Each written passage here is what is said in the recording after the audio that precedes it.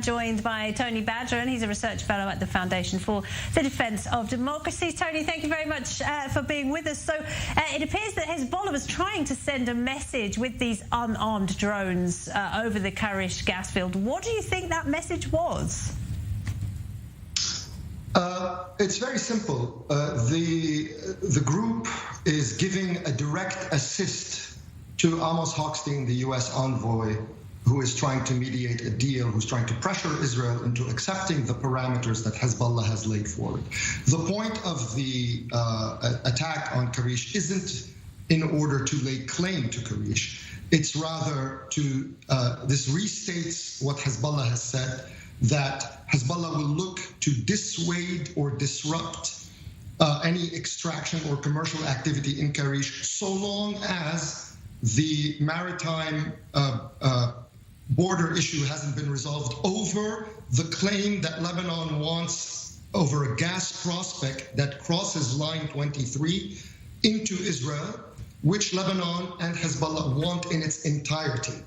Amos Hochstein had given Lebanon most of it, but in as much as it crossed line 23, he wasn't able to give everything. Now he's trying to market something using Hezbollah's threat by proxy to create a sense of urgency for Israel to try to sign a deal quickly before this government leaves office in the next few months.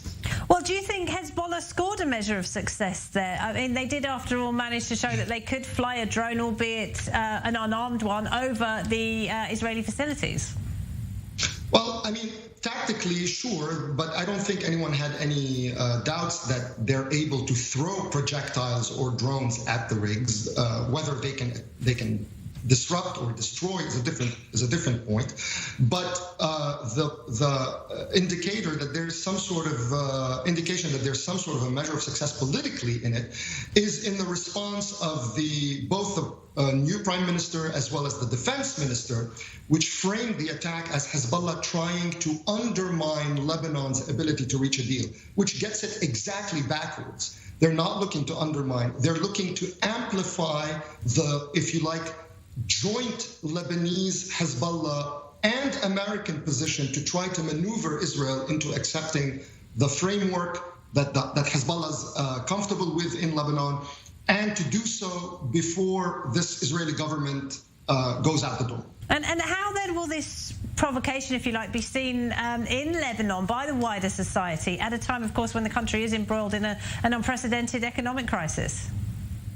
On the one hand, it's irrelevant how the broader society sees it because they have no say in the matter. But in this particular case, Hezbollah has been able to, which is why the Israeli talking point that Hezbollah's undermining Lebanon's position is ridiculous and uninformed.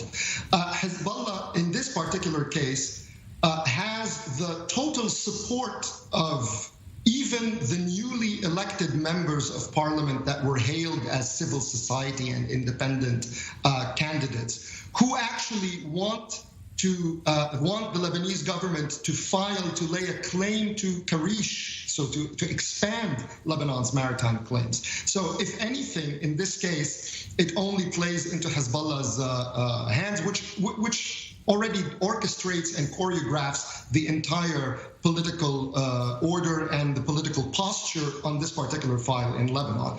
The real issue is that they also have the Biden administration effectively joining them in this dance. Tony, we'll have to leave it there. Thank you very much indeed, Tony Badran. We appreciate it at the FDD there.